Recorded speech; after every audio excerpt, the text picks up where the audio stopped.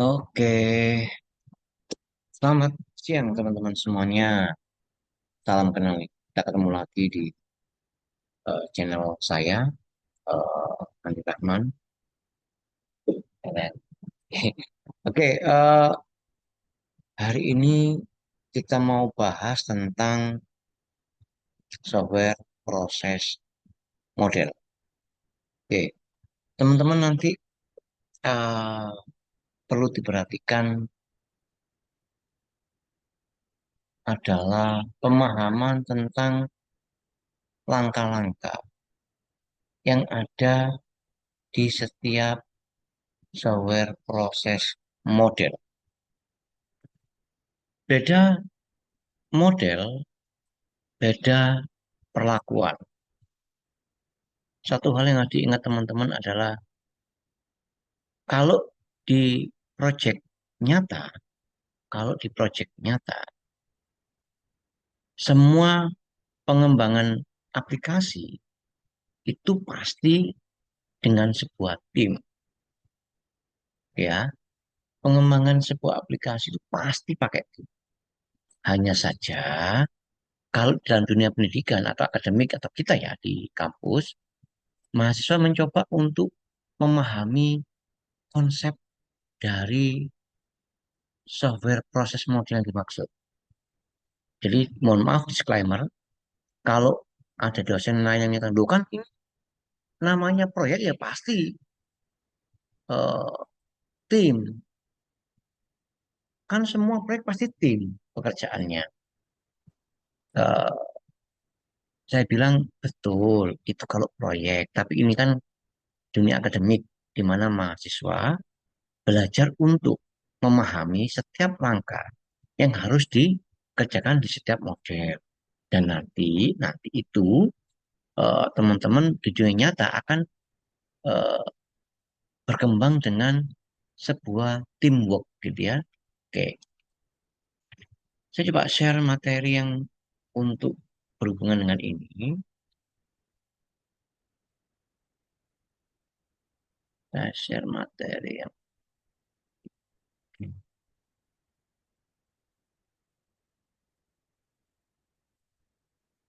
oke, teman-teman bisa lihat ini kalau di kampus kita, kita di minggu ketiga sama minggu keempat nanti.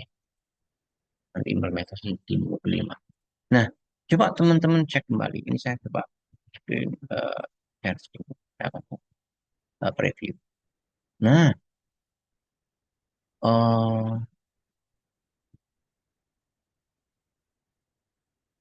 eh, di beberapa penelitian, artikel ilmiah, itu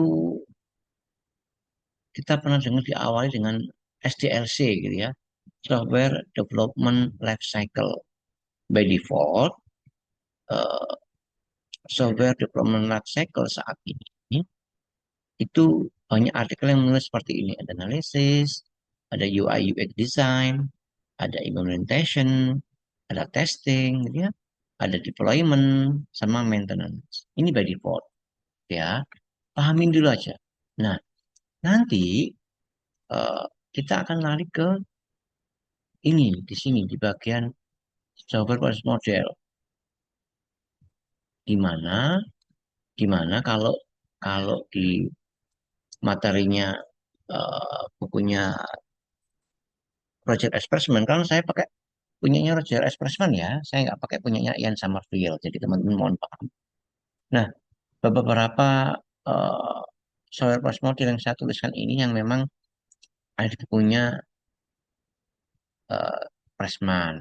Kalau kurang mungkin mohon maaf, tapi paling nggak ini seperti ini. Ada linear sequential model, ada prototyping, ada rapid application development gitu ya, dan sebagainya. Sampai agile. Nah, yang mau saya bahas itu yang ini, yang eh, yang lama atau bahasa kerennya itu apa ya namanya betul? Agile sama apa namanya sebenarnya? Yang tua lah kalau saya. Oh, bukan yang klasik, sorry, yang klasik. Nah, teman-teman nanti kalau mau ini, mau apa? mau cek skor saya, monggo silakan dicek ya di sekolah saya.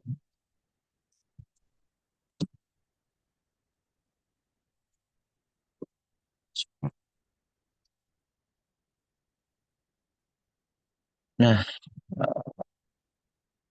di sini teman-teman bisa lihat. Bentar, saya coba cek dulu ya. Saya nggak masukin. Hmm, oke, stop share dulu sebentar.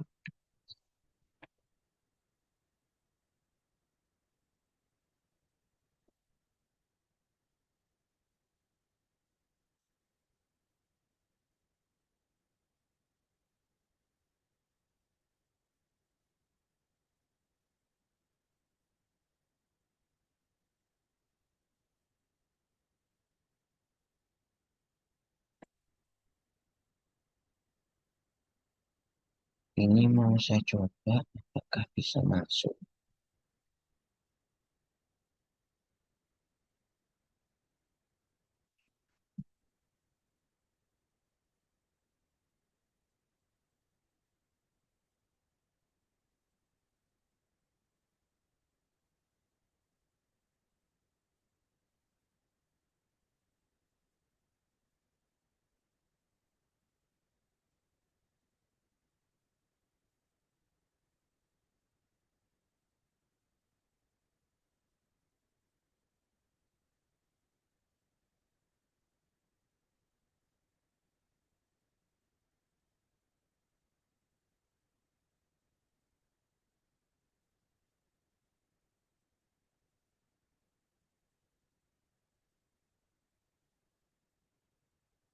Oke,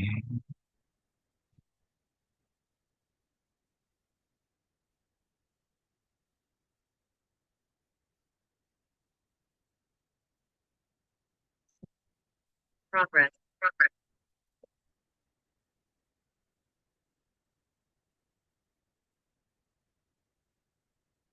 oke,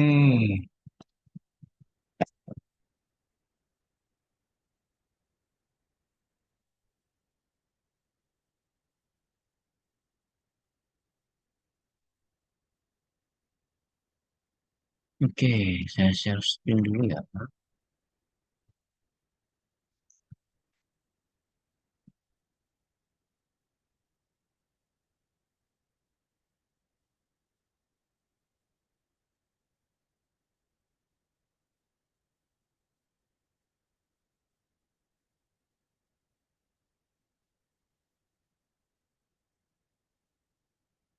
Oke, saya coba matiin.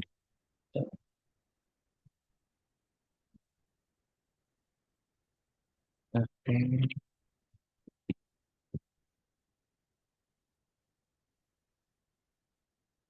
sepertinya saya harus.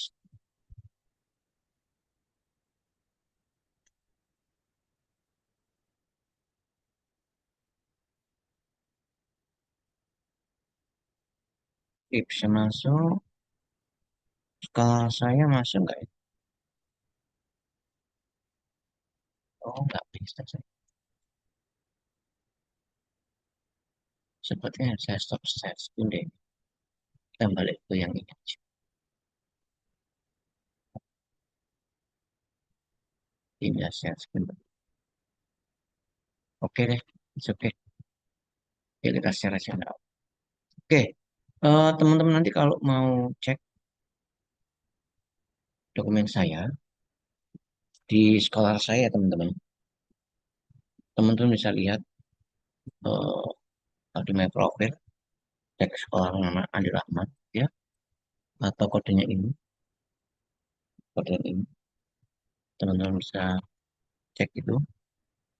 Coba, ini, coba aku cek ya.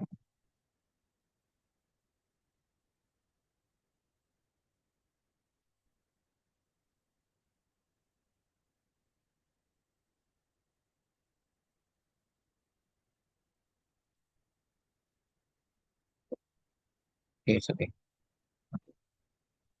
Oke ya, teman-teman bisa cek di sini. Nah, kalau teman-teman cek penelitian saya di sekolah, diurutin aja dulu. Nanti mulai yang terbaru 2026 sampai ke yang paling bawah. Ini ada banyak nih. Teman-teman bisa cek nanti. Beberapa kayak bikin ada prototype, ada tim model, ada yang pakai apa ini? 2023 itu ada pakai waterfall, ya. Ya, monggo nanti teman-teman bisa akses kembali. eh, Enak diambil, dicek nanti ya. Oke, teman-teman silakan nanti lihat sekolah saya, ya. Monggo teman-teman bisa lihat beberapa penelitian saya dari sini. Kita pindah ke materi yang saya, materi kita.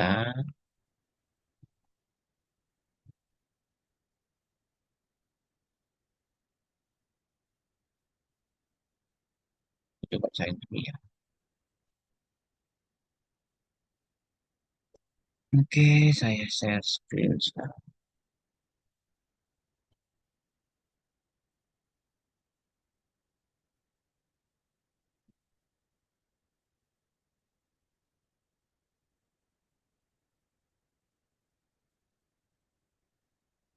Ya,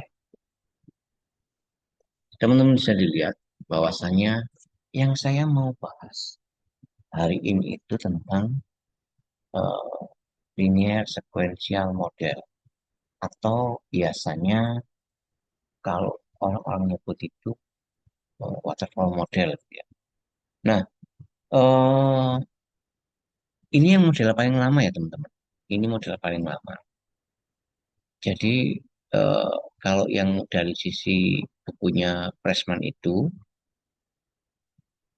mereka si dia ngomongnya ada analisis tahap pertama, lalu ada desain, ya, ada code, itu ada coding, lalu ada testing, ya, ada itu. eh, Teman-teman bisa cek nanti ya.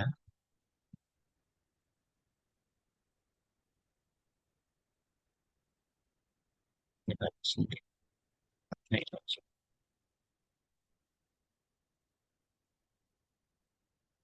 Kita gampang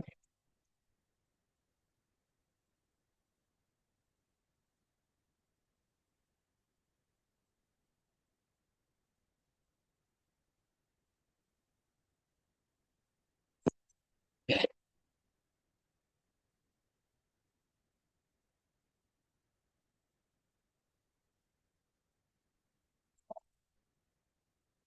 Ah, jelasin yang tadi.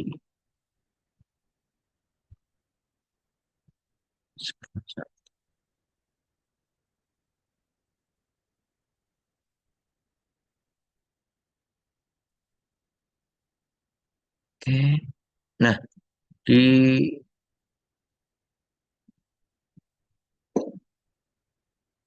apa ini? Hmm,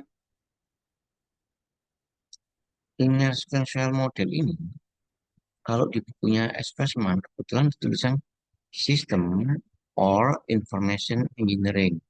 Kenapa kok muncul begini? Sudah saya jelaskan di beberapa kelas waktu yang lampau, adalah keberhasilan dari teman-teman mengembangkan aplikasi itu bergantung dari kemampuan masing-masing individu, terutama di bagian analisis dan desain. Kenapa kok begitu, Pak? Di bagian eh, beda orang, kemampuan atau pengalaman mereka dalam menganalisis sesuatu itu akan berdampak pada aplikasi yang akan dikembangkan. Teman-teman di sini tidak ada implementation ya, saya jelaskan. Nah, analisis kalau di implementasi yang saya punya, yang sorry, sorry.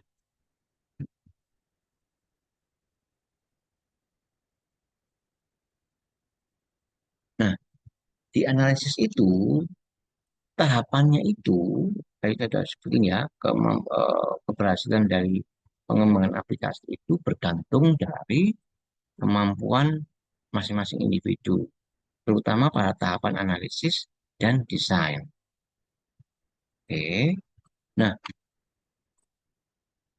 eh, yang perlu diperhatikan oleh teman-teman, setiap aplikasi setiap aplikasi yang dikembangkan, kalau secara akademik kita ngomong engineer or developer ya, direkayasa atau dikembangkan. Di dalam ilmu rekayasa perangkat lunak itu sebenarnya tidak ada kata-kata dibuat. Cuman kalau kita ngomong dikembangkan, maka orang umum akan berpandangan bahwa sudah ada aplikasi itu dikembangkan, diperbarui dari fiturnya. Padahal tidak seperti itu. Oke ya teman-teman, menginformasikan saja kalau di dalam dunia kita ngomongnya engineer or developer, engineer or developer. Nah, atau direkayasa atau dikembangkan. Kita nggak mengenal dibuat. Tapi kalau kita ngomong sama orang ngomongnya dibuat, ya, ya, disclaimer, dibuat. Nah, setiap aplikasi itu eh, dikembangkan atau biasanya disebut diciptakan, itu selalu ditujukan untuk menyelesaikan permasalahan pengguna. Oke, ditujukan untuk menyelesaikan permasalahan pengguna. Pengguna dalam hal ini bukan end user. Berbeda ya, end user dengan pengguna. Pengguna dalam hal ini adalah mitra kita. Kalau di sini saya sebutkan mitra kita. PT, CV, sekolah, UMKM, pemerintahan, atau apapun. Yang penting kalau dalam proyek itu gini, kalau saya yang disuruh orang membuat aplikasi, itu mesti celuk sama, dipanggil sama orang nih. Pak Andi, bisa nggak kantorku dibuatkan aplikasi begini gitu? Kantorku. Berarti kan mitranya, mitra kita. User itu adalah mitra kita. Jadi yang dimaksud menyelesaikan permasalahan pengguna itu adalah menyelesaikan permasalahan mitra kita. Nah, mitra kita biasanya punya end user atau pengguna akhir. Tapi di beberapa mitra atau beberapa pengembangan aplikasi itu hanya untuk internal. Jadi ada yang bilang end user bisa jadi kalau emang itu end usernya kebetulan adalah punya kantor ya berarti end usernya orang kantor gitu ya. Tapi yang harus diingat-ingat kalau sebuah aplikasi dikembangkan itu pasti untuk menyelesaikan permasalahan mitra. Tinggal lihat nanti mitranya ini apakah aplikasi nanti ini dipakai oleh end user atau di dalam kantornya sendiri. Bagaimana kalau dipakai di dalam kantor ya udah berarti mitranya itu ya user dan nanti kalau sudah diimplementasikan ya di kantor itu, di end usernya ya orang-orang di kantor itu gitu. Oke ya, pahami dulu antara user dengan end user ya. Kalau user atau itu adalah mitra yang membutuhkan aplikasi, kalau end user bisa jadi adalah eh, orang atau pelanggan dari mitra tersebut, member dari mitra tersebut. Bisa jadi ya. Kunci ya, kunci itu ya dikunci dulu. Nah, tahapan pertama tadi kita sudah bilang bahwasanya kalau di linear sequential model tadi yang kita pakai itu ada tahapan yang pertama adalah analisis. Analisis ya. Analisis itu digunakan oleh kami kita.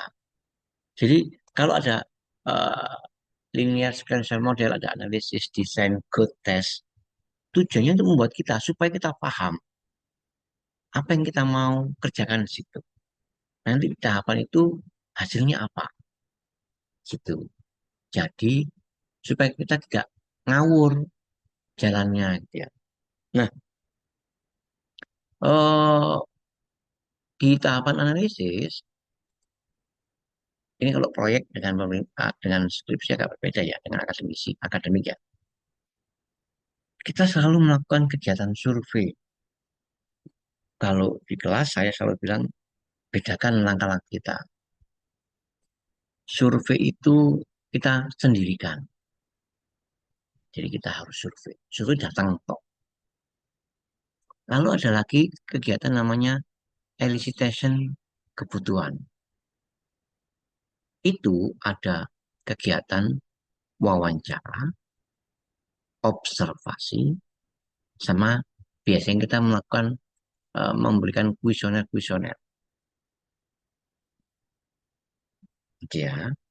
Nah, wawancara ini biasanya kita lakukan kepada mitra. Seringkali kita eh, kepada mitra. Mitra yang membutuhkan, Bapak mintanya apa? Atau Ibu mintanya apa? Kami membuatkan, kamu mau mengembangkan itu nih. Nah, biasanya eh, wawancara ini dilakukan kepada pihak mitra. Biasanya mitra akan mengumpulkan sesuai kebutuhan yang diinginkan dengan orang-orang tertentu, dengan orang-orang tertentu dalam mitra tersebut. Misalnya bagian gudang kah, keuangan kah, atau bagian pengiriman kah, dan sebagainya. Mereka dikumpulkan dalam satu rapat tertentu biasanya. Nah, eh, tahapan berikutnya adalah observasi. Observasi ini di kita itu kita jarang melakukan. Istilahnya tapi ya, istilahnya. Istilahnya kita nggak pernah menyebut observasi di teknik informatika itu di kita di ITAS itu jarang menggunakan kata observasi. Biasanya kita sampai ke wawancara, tetapi kegiatannya itu masuk termasuk observasi. Jadi gini, observasi itu kayak dokter. Kalau dokter mau ngambil keputusan, selalu bilang, baik Pak, baik Bu, kita observasi dulu ya. Kita cek lab, cek darah, cek jantung, terus apa dan sebagainya. Nanti hasil hasil tadi cek lab, cek darah, cek kencing, misalnya cek jantung, akhirnya dibuat diobservasi dulu, dianalisis, lalu oh dari begini-begini, lihat dari hasil begini-begini, maka ini seperti ini. Ini bapak ibu anaknya seperti ini. Itu biasanya ngomong observasi. Nah, kalau di kita, observasi itu sebenarnya masuk ke wawancara. Biasanya kita akan melakukan itu, survei misalnya kalau ada SIM gitu ya, kita mengembangkan sebuah sistem informasi akademik gitu ya, atau SIAP ya, itu kita melakukan survei ke mahasiswa, atau kita melakukan observasi kepada mahasiswa. Misalnya gini, eh, biasanya kalau pakai handphone, kalau akses sesuatu pakai handphone ya, ya. Kalau biasanya jam berapa, lebih suka mana dengan ini, itu biasanya ngomong-ngomong gitu. Kita cari cari informasi lebih lengkap tentang apa yang dikerjakan. Bahkan mungkin tes juga, tes-tes tertentu atau kuesioner tertentu yang kita lemparkan kepada eh, pihak end user. Jadi seperti itu. Nah, dari kegiatan itu kita mengambil evaluasi. Kita lakukan analisis. Oh, berarti dari si mahasiswa begini-begini. Nah, itu namanya observasi. Kalau di teknik informatika itu observasi jangan diomongin, tapi kegiatan udah masuk wawancara. Nanti pun juga kita mungkin akan melakukan kuesioner, misalnya kuesioner untuk pretest. Pretest itu kalau kita mau membuat suatu eh, game edukasi atau aplikasi education, apapun jenisnya, biasanya melakukan pretest sehubungan dengan sesuatu yang mau kita research, gitu ya. Nah, nanti di tindakan analisis itu kita melakukan tadi saya sebut ada analisis dan sebagainya. Nah, kalau tahapannya analisis desain code sama tes, analisis desain code sama tes, di tahapan analisis itu eh, kita juga melakukan penyusunan use case diagram. Oke, di deskripsi biasanya membuat use case, membuat menjelaskan naratif, use case naratif, terus activity diagram, sampai ke sequence. Lalu eh, kita juga membuat eh, SRS biasanya, ya, Software Requirement Specification. Lalu hasil dari tahapan analisis itu adalah kebutuhan fungsional dan kebutuhan non fungsional. Tetapi di informatika sendiri itu jarang kita melakukan atau menentukan software requirement specification. Oke, di tahapan analisis kita membuat use case-nya doang. Use case ini biasanya kalau deskripsi anak-anak itu dimasukkan ke tahapan desain. Tapi boleh nggak Pak? Boleh, nggak apa-apa. Biar lebih lebih gampang nyusunnya. Gitu. Tapi seharusnya use case itu masuknya di tahapan analisis. Cuma deskripsi anak kita biasanya biar gampang Pak. Ya udah penting paham caranya ya. Kita jelasin dulu ini. Oh bahwa di dalam itu di dalam tahapan analisis itu ada use case, ada SRS, dan menentukan penentuan kebutuhan fungsional dan non fungsional. Nanti fitur-fiturnya apa aja masuk ke dalam hal ini. Ya, tadi saya sebutin bahwa apa yang dihasilkan dari tahapan analisis yaitu ada SRS, ada use case, ada user story. Ya, biasanya seperti itu. Cuman di anak deskripsi kita biasanya cuman use case terletakkan di tahapan desain, di tahapan analisis itu munculnya adalah sampai tahapan eh, kebutuhan fungsional dan kebutuhan non fungsional. Lalu, ini contoh nih, ada use case nih. Nah, ada use case-nya nih. Misalnya kita mau membuat ada proyekan untuk membuat sistem informasi perpustakaan dari CV atau PT Gandala Jaya Abadi misalnya. Oke. Nah, teman-teman beda sama-sama sistem informasi perpustakaan. Tapi kalau beda tempat itu kadang beda perlakuan karena kebutuhannya beda-beda. Kebetulan di proyek ini ada 5 aktor nih. Yang pertama ada mahasiswa, ada dosen, ada pegawai perusahaan, pegawainya Gandara Jaya Abadi. Ya. Nah, juga ada pegawai perpustakaannya, tapi juga ada kepala perpustakaan. Berarti kan antara pegawai perpustakaan dan kepala perpustakaan itu beda aktor, biasanya beda hak akses. Yang eh, sering komplain atau sering saya revisi di mahasiswa itu adalah seringkali menyebut admin.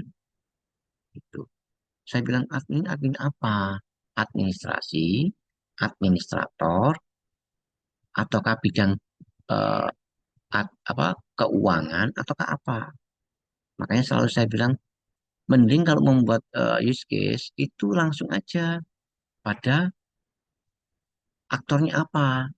Apakah dia pegawai, pegawainya siapa, dia pegawai perpustakaan kah, atau pegawai perusahaan, atau pegawai di kampus itu yang kamu belum buat, andai kata ini sebuah kampus ya, Gandara Jaya Abadi, andai kata sebuah kampus atau sebuah perusahaan yang ada memang ada ini apa simulasi perpustakaannya.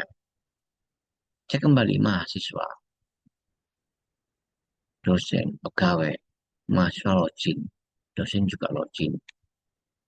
Kenapa kok login ya? Karena kalau dia mau mengakses peminjaman, karena aksesnya berbeda ya, itu mereka mereka harus eh, login dulu gitu.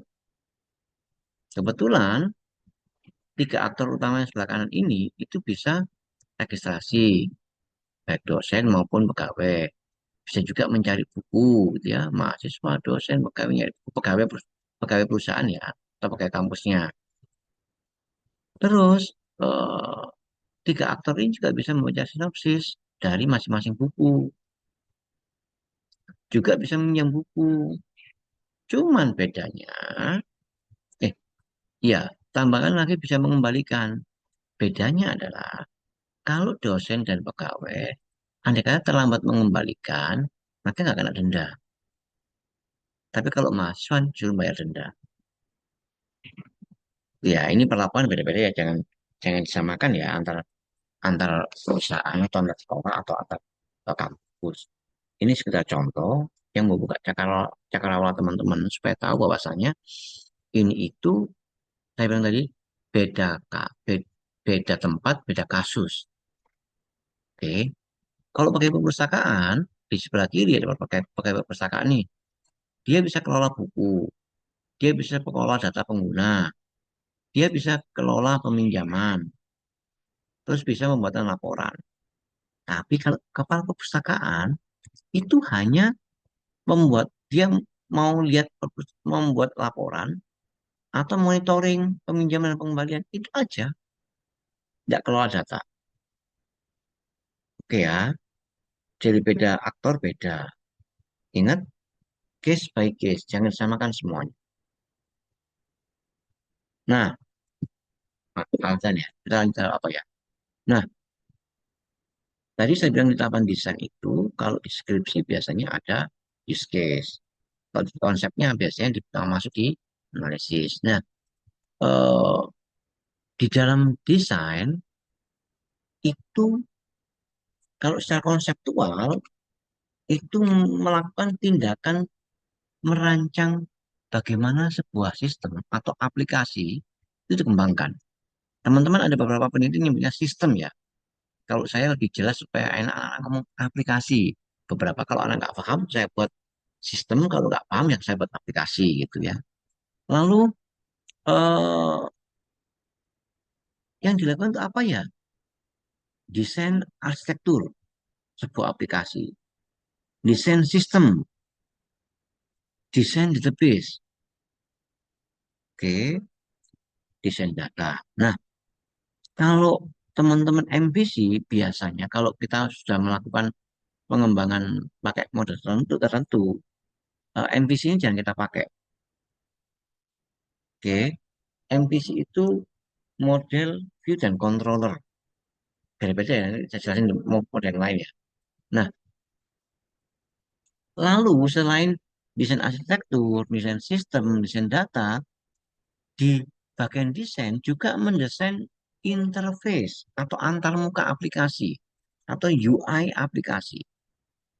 Teman-teman menginformasikan lagi bahwasannya kalau teman-teman itu di mendesain sebuah aplikasi yang memang sudah apa ya umum itu gini, kayak desain aplikasi e-commerce, maka teman-teman jangan mencoba untuk mendesain di luar jalurnya mereka. Misalnya nih, teman-teman fokus mengembangkan UI untuk aplikasi iPhone, maka teman-teman tidak boleh atau tidak disarankan untuk mendesain dengan modelnya Android.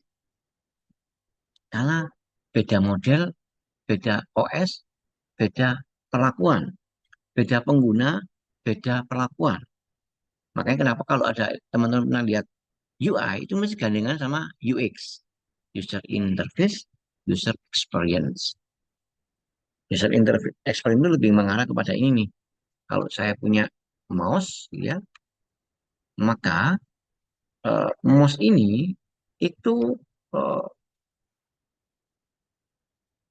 jangan mencoba untuk melakukan perubahan yang aneh-aneh. Kalau teman-teman tidak di bagian dunia research ya, tinggal pakai aja, maka jangan mencoba untuk berubah.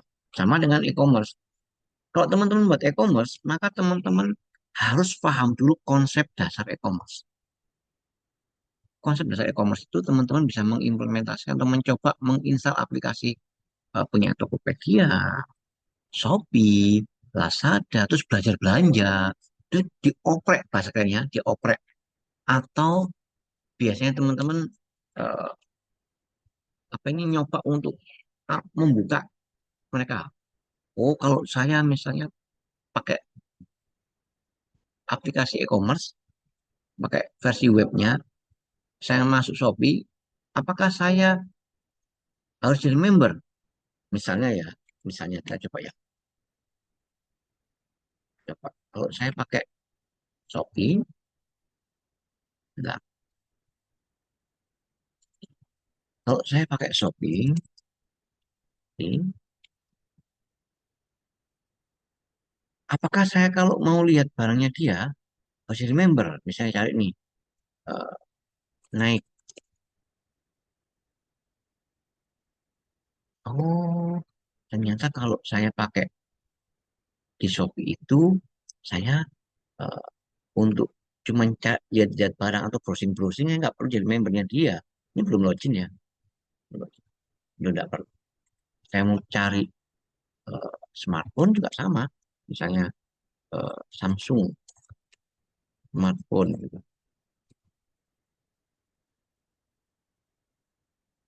Saya nggak perlu cari-cari.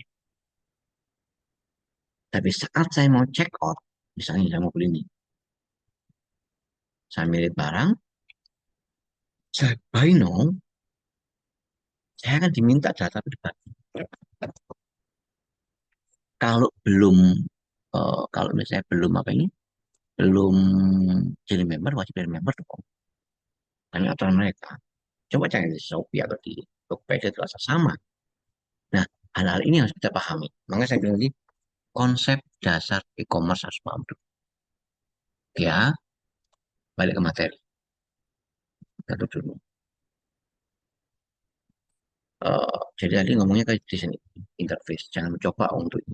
Terus, pewarnaan juga sama. Kalau teman-teman nggak bisa pewarnaan, maka teman-teman jangan membuat sendiri.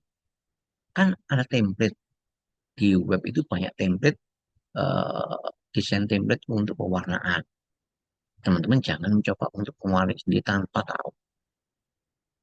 Shopee, orange. Kalau orang ngasih Shopee, warnanya apa? Orange. Kalau Tokopedia, warnanya hijau. Kalau Lazada warnanya ungu ke merah-merahan itu misalnya. Itu. Oke ya.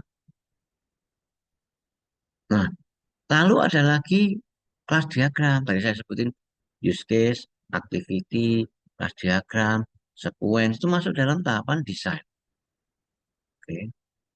Cuma tadi saya bilang dengan deskripsi biasanya anak-anak adanya di use case itu masuknya ke bagian desain, tidak diletakkan di bagian analisis gitu ya. Oke, oke ya. Tadi saya sebutin apa yang dihasilkan diagram UML, desain database, sama mockup UI by default kalau tahapan desain. Terus code, apa itu Pak? Code tahapan pemrogram. Teman-teman yang perlu perhatikan bahasa pemrograman ini sesuaikan dengan aplikasi mau dibuat atau aplikasi mau dikembangkan. Dan itu yang pertama, sesuaikan dengan kemampuan juga. Pak, saya ini nggak bisa pakai Firebase, saya nggak bisa pakai Node.js, saya bisa pakai PHP, udah pakai PHP aja nggak apa-apa. Saya nggak bisa pakai Java, Pak, ya nggak apa-apa, pakai yang bisa-bisa aja, gitu ya. Nah, di depan kode pemrograman atau code ini biasanya selain kita menggunakan kode program bahasa atau bahasa pemrograman, kita juga biasanya menerapkan UML atau use case yang kita buat, yang sudah kita desain itu kita buat dalam bentuk programnya. Nah, biasanya teman-teman juga akan menggunakan tools. Apa itu Pak? Ada IDE, ada itu library-nya mungkin ya, atau pakai Canva mungkin gitu ya, atau pakai codingnya pakai Visual Studio, atau pakai tool-tool kayak YOLO gitu ya, atau pakai GPT, Bird, dan teman-teman. Boleh, boleh apa-apa. Ya, biasanya kita menggunakan tools. Oke. Yang berikutnya standar coding, ada clean code, penamaan, dan sebagainya. Oke ya, eh, kemungkinan sampai di situ dulu ya teman-teman. Nanti kita lanjutnya habis ini.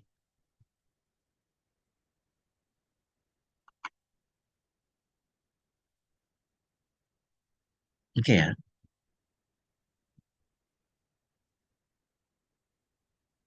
tahap 2 habis ini kita lanjut di tahapan berikutnya. Biar nggak ini buru-buru. Ntar ya.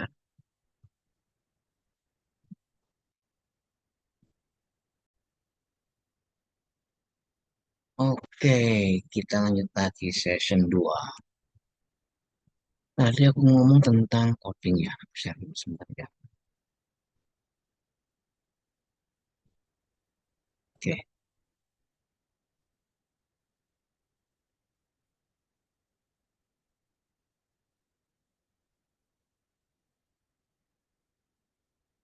oke. Tadi kita udah bahas atau sampai di tahapan code. Jadi aku nyebutin, eh, terus bahasa pemrogramannya bagaimana? Bahasa pemrograman itu sesuai dengan yang mau kita pakai atau yang kita buat.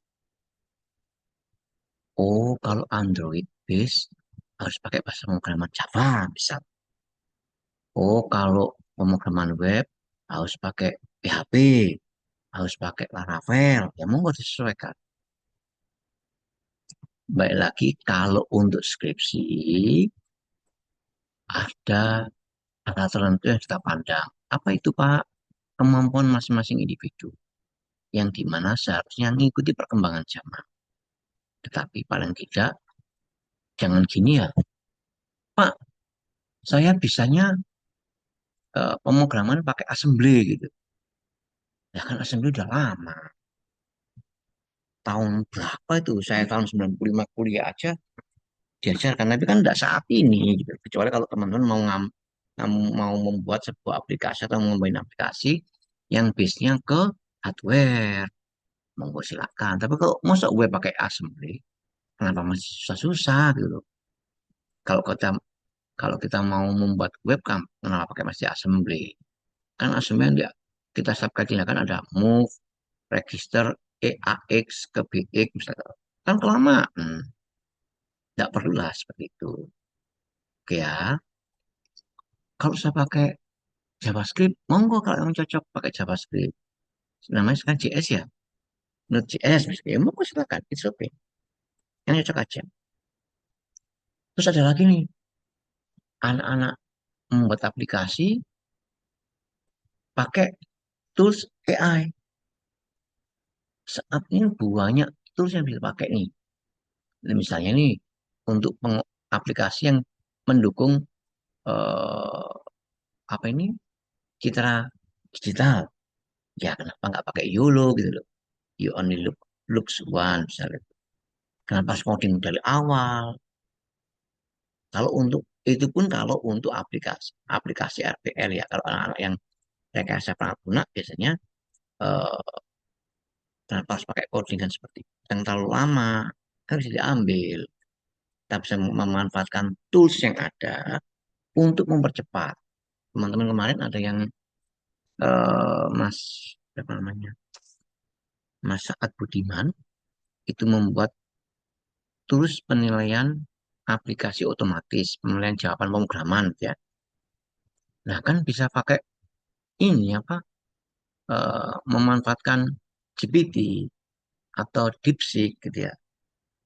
Kenapa pakai yang model awal lah yang lama gitu. Kalau dulu gitu ya. Kalau sekarang. Kalau dulu mungkin kita pakai pakai regek untuk mengenali ini, ya kan susah. Kalau sekarang kan udah ada yang lebih mudah, kenapa mesti pakai yang eh, yang lebih biasanya ke terlalu jauh gitu ya, lebih sulit. Asalnya artinya ini, kalau kita pakai GPT atau pakai transformer atau pakai BERT atau pakai apa ini eh, DeepSeek gitu ya, yang lebih simpel, kenapa kita masih pakai yang coding awal gitu loh. Ingat ya, kalau di ITAS teman-teman itu kan ada tiga bidang minat nih. Ada rekayasa perangkat lunak, ada AI, ada jaringan. Kalau teman-teman orang RPL ya fokusnya ke pengembangan aplikasi ya. Kalau tools bisa dimanfaatkan. Kalau orang-orang AI biasanya ngodingnya ke algoritma ya, SVM dan sebagainya. Ngodingnya supaya anak paham. Ingat ya, eh, S1, S2, S3 berbeda berbeda konsep. Jadi jangan disamakan ya. Nah, balik ke code. Nah, dari code ini selain kita melakukan pembuatan program, biasanya kita juga melakukan pengetesan atau teman-teman nyebutnya pengujian pakai black box testing gitu biasanya. Biasanya kalau aplikasi untuk end user ya, kalau untuk PT Gandala Abadi apa tadi? Gandala Jaya Abadi misalnya gitu, maka ya kita pakai black box testing. Tapi kalau aplikasi yang kita buat itu misalnya untuk para developer atau pakai orang tertentu, mungkin kita pakai white box testing gitu ya. Nah, eh, lupa tadi Bapak nyebutin ada analisis, desain, code sama tes. Dan saya jelasin tes nanti seperti apa. Karena kita beda konsep, beda cara pengomongan ya. Nah, di code itu selain membuat program, ngoding juga kan mesti kita melakukan testing. Kalau nggak ada implementation, nggak ada maintenance, maka pas bagian code itu kita juga selain membuat program, kita juga melakukan pengujian fitur dari aplikasi yang kita buat. Biasanya pakai black box testing. Nah, kalau di tahapan berikut ya pembuatan programnya. Nah, kalau di tahapan tes, itu kan seharusnya kita melakukan black box testing nih. Kita kan biasanya melakukan black box testing. Gitu ya. Eh, kalau tes yang dimaksud di bagian yang bagian ini, kita melakukan kan nggak ada implementation ya, nggak ada implementation, nggak ada maintenance, maka tes yang dimaksud di sini adalah tes diberikan kepada eh, apa namanya diuji gini, dirilis ya, dirilis itu apa ya, di di launching gitu ya, itu ya, kan nggak ada soal nggak ada apa-apa, nggak ada tahapan tes khusus. Lupa bisa nggak Pak kalau misalnya code-nya ini kita fokus ke code aja, nanti di bagian tes ini eh, kita lakukan black box testing, penjelasan black box testing, sama tes kepada end user, misalnya kayak gitu. Kayak yang tadi Pak di bagian analisis, di analisis tadi kan ada use case diagram gitu. Kalau dalam description biasanya taruh di bagian desain. Oke lah, it's okay. Kalau mau seperti itu, mau mau biar terstruktur, monggo silakan. Jadi kalau mau tes ini fokus aja ke tes tok, Pak. Tes fitur, tes ke pengguna itu kita pakai di sini gimana? Oke, it's okay. Jadi kalau mau biar kita sama-sama paham di sini, berarti kita buat satu satu apa ini? Satu kata. Kalau tes yang di bagian linear sequential model ini kita gabungkan antara tes fitur atau black box testing dengan tes diberikan kepada pihak end user, gitu ya. Boleh Pak, oke lah, silakan. Yang penting paham maksudnya, gitu ya. Tapi nggak boleh merubah terlalu dalam. Nanti kalau ada yang lain lagi, ya, saya carikan ya. Bentar ya. Saya carikan yang punyanya, punya data di mana ya?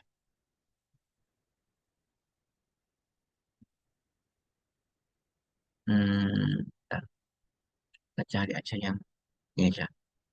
Buat model waterfall itu. Biar tahu.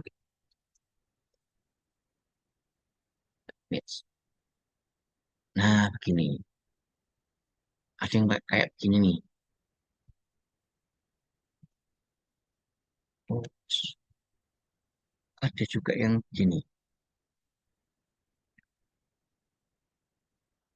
Ada juga ini yang kode politan ya. Ada juga yang seperti ini.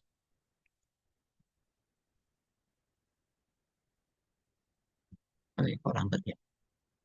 Nah, ya. Oke. Nah, sama ya? Oh, sama. Ini sama ya. Nah, ini requirement analysis atau specification system design. Ingat ya, saya bilang beda peneliti itu kadang beda perlakuan. Ini sampai begini, forest testing dan sebagainya. Kalau yang ini bagaimana? Analisis, design, implementation, testing, maintenance. Bisa toh?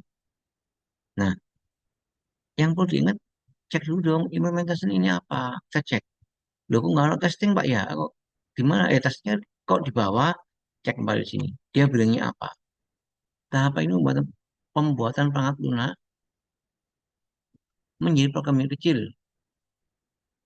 Menggunakan kode-kode berbahasa pemrograman. Terus, seperti ini. Implementasinya dia bilang begini nih. Di sini ada testing. Di sini ngomongnya integration testing. Saya bilang tadi, beda model, beda peneliti, beda perlakuan. Maka saya bilang tadi, yang penting teman-teman paham step by stepnya. Yang ini ya. Nah ini. Ini beliaunya ngomong ada analisis, desain, pengkodean, pengujian, terus penerapan. Ini Pak ya? Iya boleh. Beda model, beda. Kalau ini beda struktur ini. Ada analisis sendiri, desain sendiri, pengkodean sendiri, pengujian sendiri, ada penerapan. Dan ingat teman-teman, kalau begini, ini begini. Saya lagi balik begini, balik ada tahapannya ini. Teman-teman harus paham loh ini tidak sama loh dengan yang kalau ininya hilang, cara ngomongnya berbeda. Kalau ini berarti ada muter dong, ada apa iterasi dong. Kalau yang tanpa ini berarti nggak pakai iterasi, artinya program setelah selesai, ya udah selesai.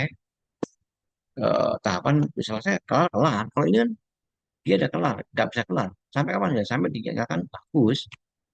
Ya padahal nggak ya yang sama ya, yang kayak gitu, tapi yang sama. Eh, ini coba cek kembali cek bentar. Kita cek dulu ya. Kita mau cek nih apakah betul.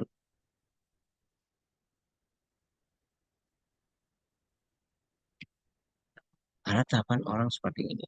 Requirement, design, itu beda-beda ya sampai melihat maintenance.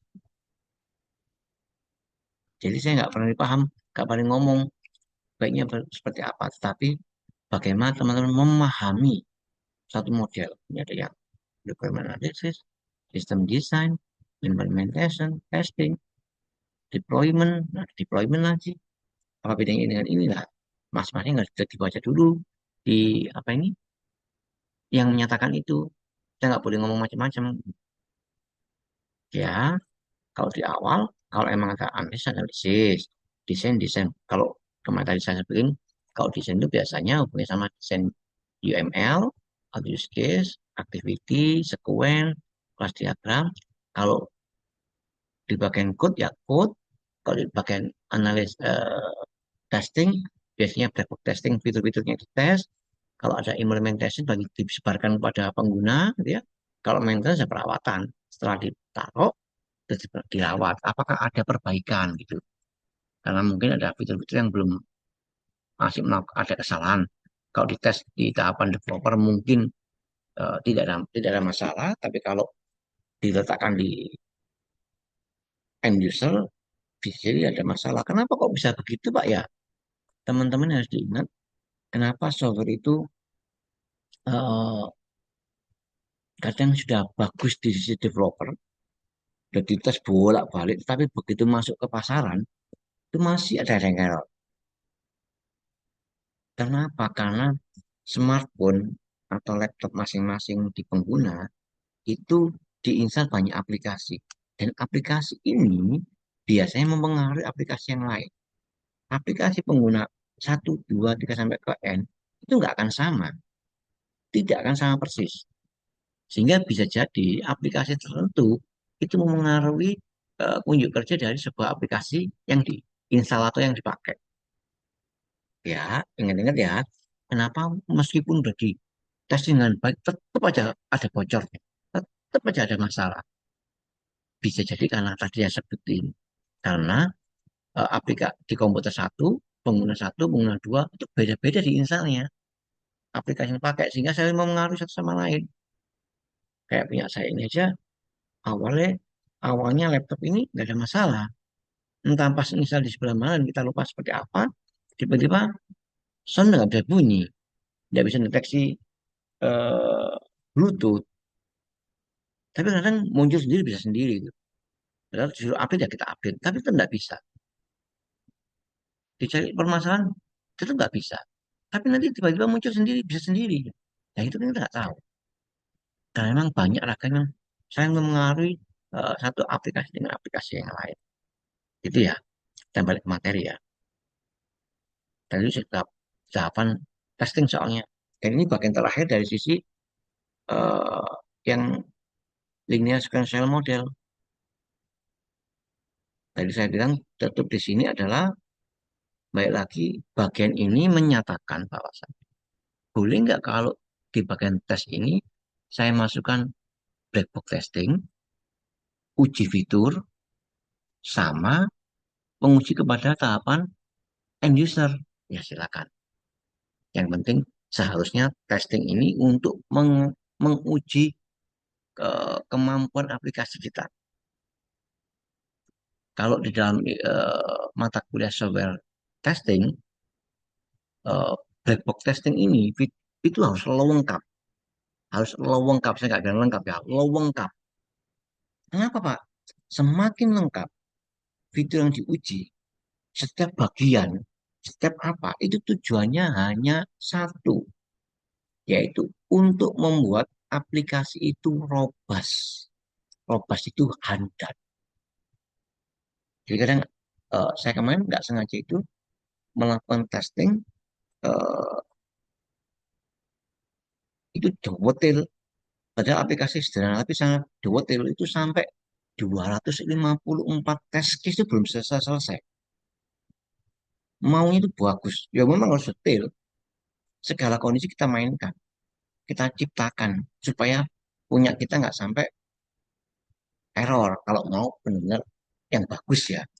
Cuma ada tahapan standar kalau untuk skripsi berbeda pola pikirnya. Oke ya, sampai di sini ini tes ini adalah tes kalau kita balik bahwasanya di bagian tes ini udah tahapan akhir di dalam linear sequential model. Analisis, desain, code, test. Ini berarti cuma pembuatan aplikasi tok atau pengembangan aplikasi tok. Nanti kalau di dalam tahapan kalau anak-anak didik saya biasanya ada metodologi penelitian itu selain pengembangan aplikasi misalnya studi literatur itu kalau begini ya misalnya, misalnya misalnya aja ini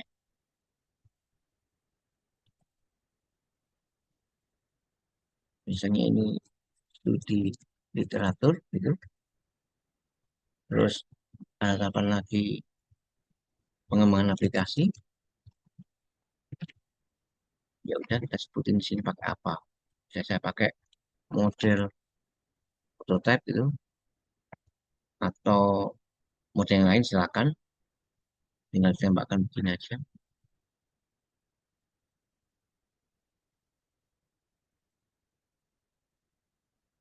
Tapi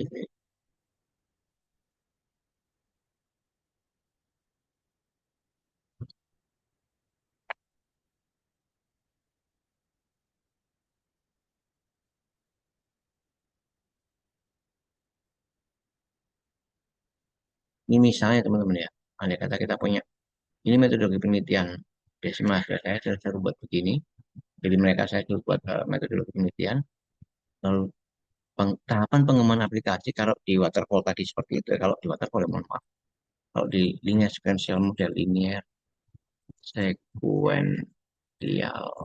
model yang ini ya, yang ini misalnya, coba, sorry, sorry, coba ambil dulu ya, coba, oh, wait. Oh, ini dia, mohon maaf, mau ambil gambar ini.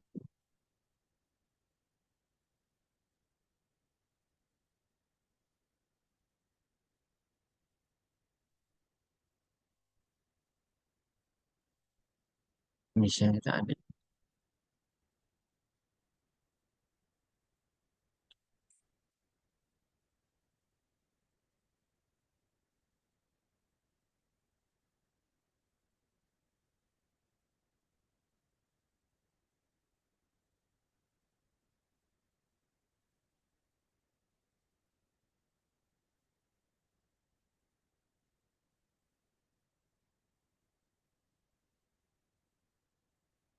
misalnya ini.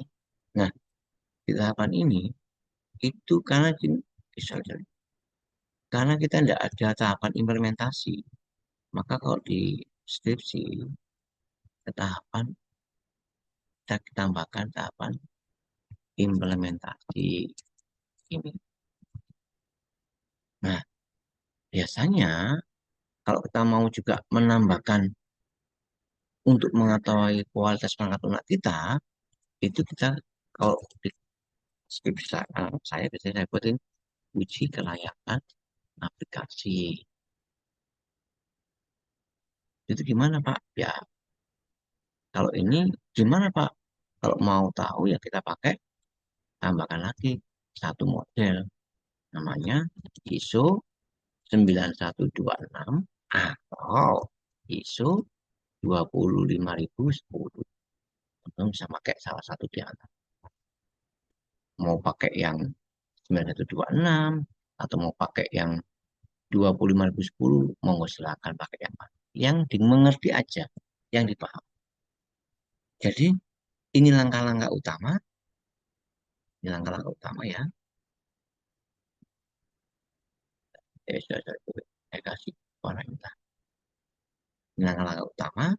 Dengan ini adalah eh, apa tindakan atau eh, pengembangan aplikasi itu apa? Bagaimana kalau jika yang aplikasi kita pakai ya? Nah, kita begini. Sehingga kalau tadi di sequential model itu nggak ada testing, maka ada apa namanya implementasi. Sendiri nih, di luar model waterfall, modelnya sequential model yang sini. Nanti sampai tahapan tes aja. Dan tahapannya adalah pengembangan aplikasi. Kalau ini untuk uji kelayakan aplikasi, untuk mengetahui kualitas atau biasa sebelumnya tahu itu uji kualitas perangkat lunak. Kita pakai ISO 9126 atau ISO 25010. Seperti itu teman-teman. Oke ya, menurut saya sudah cukup detail. Sudah banyak yang saya jelaskan. Memang kalau tidak ada interaksi kurang asik nih. So, silakan teman-teman nanti eh, tulisan pertanyaan di bagian komen di YouTube saya. Atau kalau perlu memang ini, WA langsung nih ke saya. Boleh Pak? Boleh. Tidak apa-apa. Kalau teman-teman mau WA saya secara pribadi langsung, monggo silakan. Mau dengan senang hati. Silakan WA di sini.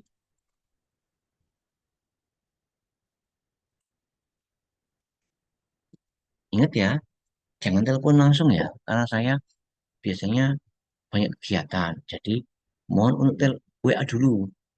Kenalkan, lalu nanti teman-teman bisa diskusi dengan saya. Saya biasanya banyak waktu luang itu di malam. Biasanya saya tidur jam 2 pagi.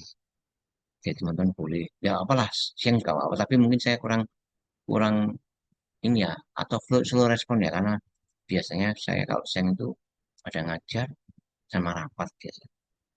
Sekarang fokus ke S3 jadi agak dipakai waktunya. Mungkin teman-teman kalau ada pertanyaan silahkan tanya WA saya. Insya Allah saya jawab. Oke, sampai di sini teman-teman. Eh, apa yang saya infokan.